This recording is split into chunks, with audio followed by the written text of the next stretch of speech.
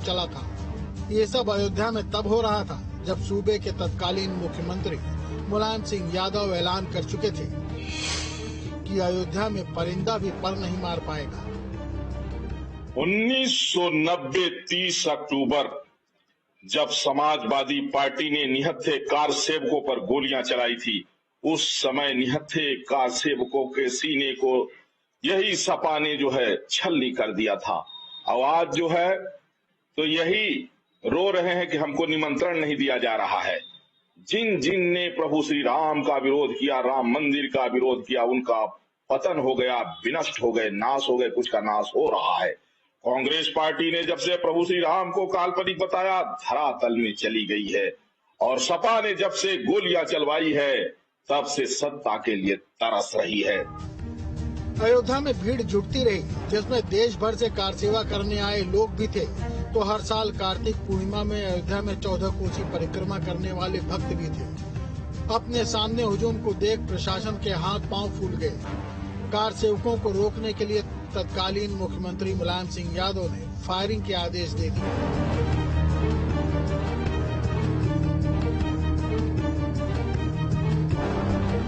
मुझे जो 30 अक्टूबर की घटना याद आ रही है, मैं उस समय दैनिक जागरण का यहाँ ब्यूरो प्रमुख था और हनुमानगढ़ी चौराहे पर उस समय रिपोर्टिंग के लिए खड़ा हुआ था और उस समय विदेशी मीडिया भी थी, देसी मीडिया भी थी। हम सब लोग उस स्थिति को समझ रहे थे।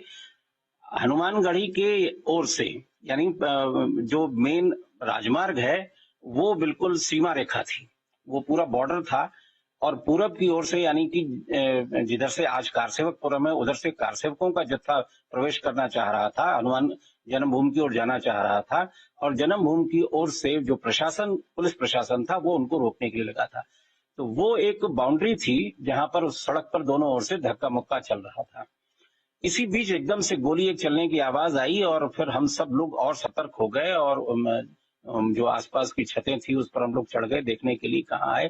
तब तक हमने एक देखा नीचे की एक वरिष्ठ पैरामिलिट्री फोर्स के ये पीसी के थे अथवा कौन सा बल था मुझे ध्यान नहीं आ रहा है, और उन्होंने तत्कालीन जिलाधिकारी रामशरण श्रीवास्तव की कनपटी पर लगा दिया और एक कागज पर साइन कराए।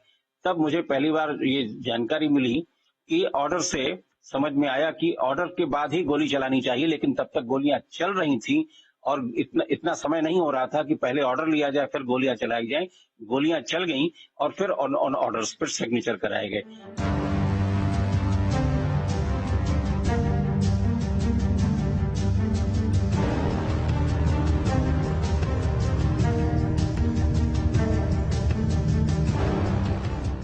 साल पहले कार सेवकों पर हुई फायरिंग में 5 कार सेवक मारे गए थे। मुलायम सिंह सरकार के बर्बर फैसले से उस वक्त तो विवादित ढांचा बच गया, लेकिन कार सेवकों के बलिदान से सरयू का पानी लाल हो गया था। तो वह दिन बड़ा दुर्भाग्यशाली रहा जिस दिन सरयू की धरती को राम भक्तों के लहू से लाल कर दिया गया। पूरे हिंदुस्तान के अंदर, पूरे विश्व के अंदर हिंदू जनमानस स्तब्ध रह गया था और नेताजी अपने को मुल्ला मुलायम कह के गदगद हो गए थे। मेरा ये मानना है उसके बाद शनै शनै ये दुर्भाग्यजनक था कि दुनिया जानती थी कि रामचंद्र जी अयोध्या में पैदा हुए थे। रामनवमी को छुट्टी होती थी वो उसी अदालत में, और उसी अदालत में मुकदमा चलता था कि राम कहाँ पैदा हुए।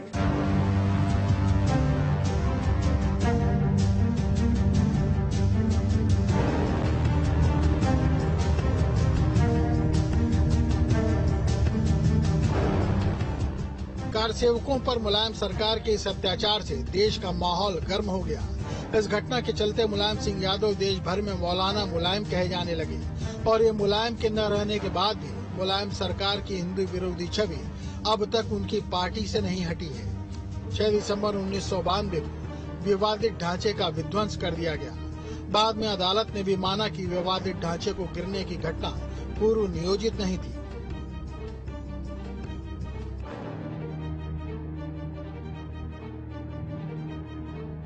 काफी संख्या में कार सेवक अयोध्या में शहीद हुए थे और मैं उसका प्रत्यक्षदर्शी हूँ, क्योंकि मैंने उस समय उन कार सेवकों की तस्वीरें भी खींची थी। और हनुमानगढ़ी चौराहे के पास और लालकोठी के पास और जो विवादित ढांचा था, विवादित ढांचे के पीछे भी हमने उस समय मतलब कैमरे में कैद किया। कोर्ट कचहरी में भी इसके मुकदमे चले हैं। मैं उसको सीबीआई के कोर्ट में भी मुकदमे का मैं गवाह रहा हूं। और राम मंदिर आंदोलन में जो साक्ष्य दाखिल हुए थे वो मेरे ही, क्योंकि मैं वहीं पर रामलला दरबार में राम जन्मभूमि स्टूडियो चलाता था और जब जब खुदाई होती थी तो जो तस्वीरें मैं खींचता था वो न्यायालय में दाखिल हुए। हालांकि मुलायम ने सफाई देते हुए कई बार इस पर संसद में कहा कि उस समय उनके सामने मंदिर, मस्जिद और देश की एकता का सवाल था। बीजेपी ने अयोध्या में लाखों की भीड़ कार सेवा के नाम पर लाकर खड़ी कर दी थी। अगर गोली नहीं चलती तो मुसलमानों का देश से विश्वास उठ जाता। गोली चलने का अफसोस तो है, लेकिन देश की एकता के लिए 16 की जगह 30 जाने भी जाती तो भी पीछे नहीं हटते। दिसंबर 1992 में विवादित ढांचा गिरा दिया गया। इसी साल मुलायम सिंह यादव ने समाजवादी पार्टी का गठन भी किया, जिसे मुस्लिम समुदाय का बड़ा समर्थन मिला। और साल 1993 में यूपी में हुए विधानसभा चुनाव के बाद मुलायम ने जुगाड़ से सरकार भी बनाई, जो ज्यादा दिन नहीं चल सकी। आज 33 सालों बाद अयोध्या की उन सड़कों और गलियों की तस्वीर बदल चुकी है। जिन सड़कों पर संघर्ष हुआ उन्हें अब आप पहचान भी नहीं सकेंगे। और जिस सरयू नदी का रंग कारसेवकों के खून से लाल हुआ था, उसमें तब से काफी पानी बह चुका है। अब उन स्याह दिनों को इतिहास के पन्नों में दफन कर अयोध्या ने अपनी नई कहानी लिख दी है, अयोध्या के नव निर्माण की कहानी। तो 30 अक्टूबर को पहली बार गोली चली थी, तो प्रत्यक्षदर्शी बताते हैं कि हनुमानगढ़ी के पास से ही इस बात की शुरुआत हुई थी। पहले पुलिस कर्मियों और कारसेवकों में झड़प हुई, फिर अचानक गोलियां चलने लगी हैं। तो कुल मिला के ये माना जा रहा है कि अब रामलला का जब भव्य और दिव्य मंदिर निर्माण कार्य चल रहा है तो उन कारसेवकों को सच्ची श्रद्धांजलि मानी जा रही है। संजीव आजाद, न्यूज स्टेट, अयोध्या।